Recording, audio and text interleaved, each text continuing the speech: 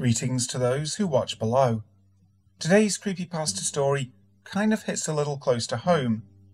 But before we start, I'd like to say thank you to Steffi Ray, Wicked Witch, Lisa Watts, Lefty Kim, Irish Creepypasta Guy, Jess Black Curtain, Christina Groves, and Julie B for being those who dwell below, an exclusive channel membership that gets you shoutouts at the start of every video, just like this.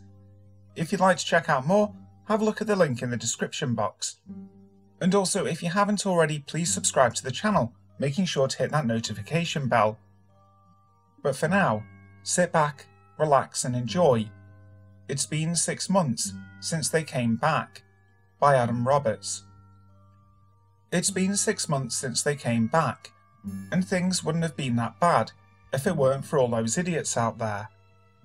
The first one appeared somewhere in the Caribbean, around near Haiti. It was a Facebook video somebody posted, and it melted the internet instantly. There were jokes about it all over the place, an instant meme. Most of the jokes were in bad taste, of course. Jokes about voodoo, sanitaria, how poor they were.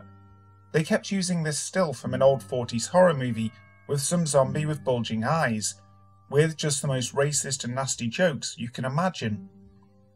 And that's all it was at first, just a meme. People went about their days like usual. It's funny online, when you see something like a meme, and that's all it is, just a joke or a funny photo that you see that has no bearing on your life, regardless of the story behind it. You just laugh, maybe make a comment, then keep scrolling. Then it started spreading, slowly. There were a few more sightings in Haiti, then the Dominican Republic, Jamaica, Cuba, Puerto Rico. It was even mentioned seriously in the news, until one was spotted in the Cayman Islands, when one attacked an exec at one of those offshore banks. It's all fun and games, until you mess with rich white men's money. Then, before you knew it, there were reports popping up all across the globe. Everyone was talking about it. No one really knew what to do, but they were talking about it. #zombie apocalypse was, ironically, trending. It was talked about on every podcast, late night talk show, everywhere. CNN's Zombie Watch segment had a really great graphics intro. Not gonna lie, that was my favourite out of all the channels. And then, things just started getting bad. They were popping up all across the country, in nearly every state. All those memes and jokes online really took a sharp turn, real fast. Every white supremacist, Nazi, alt-right asshole you can think of started blaming the people in Haiti for the whole thing. Hate crimes skyrocketed, people getting randomly assaulted in the street, tires slashed, homes graffitied, and then in June, a bunch of assholes in a pickup drove through Little Haiti in Miami and just started throwing Molotov cocktails at houses. 38 people were killed, about 110 were left homeless. You can take a guess what happened to those that were initially killed. Yeah, they came back. All of them. Within 36 hours, Miami became the first major hot zone in the country. It was all you saw, and all everyone talked about, everywhere. News, TV, online, the radio, at the dentist's office, the deli and Publix, everywhere.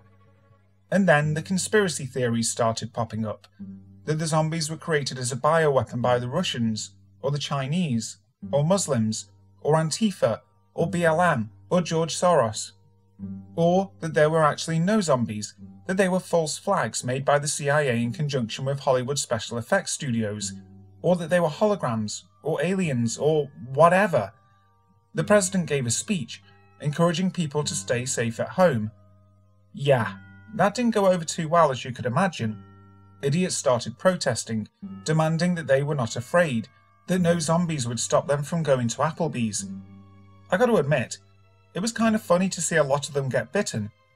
And then there were the counter pro-zombie protests, that they were just misunderstood, how they deserved their due process instead of being shot on the spot. Pat Robertson couldn't get enough of the zombies, it was all he talked about. In 1 week, he said the dead rising up was God's punishment for trans people flaunting themselves in God's eyes. By the end of the week, he was practically rooting for them. It was biblical prophecy, quoting the book of Revelations, that it was all a sign of the coming rapture, of Christ's imminent return to earth. My absolute favourite clip was that moment that one of his crew members turned live on air during the 700 Club, ripping his throat out on live television. Couldn't have happened to a better person. That was right around the time that the zombie lovers started popping up. I think it started out as a joke on Reddit. Someone made a subreddit for people in love with zombies, mostly just memes and photoshopped images from bad 80s horror movies. That slowly evolved into an actual zombie fetish. Videos of well-hung dudes with really bad dead makeup banging young newbows were all over the main page of Pornhub. Zombie slash fics, cheap Kindle zombie romance novels, zombie sex fantasies, zombie rape fantasies. One woman, who was all over the subreddit, made a long post saying that the only way she could climax was when she imagined a zombie ripping her body to shreds. Then that story in London broke. That woman who got arrested for bringing her zombie boyfriend to a cafe for brunch. She had a huge fit, saying that the zombie was her lover. He was very sweet. How they make love every night.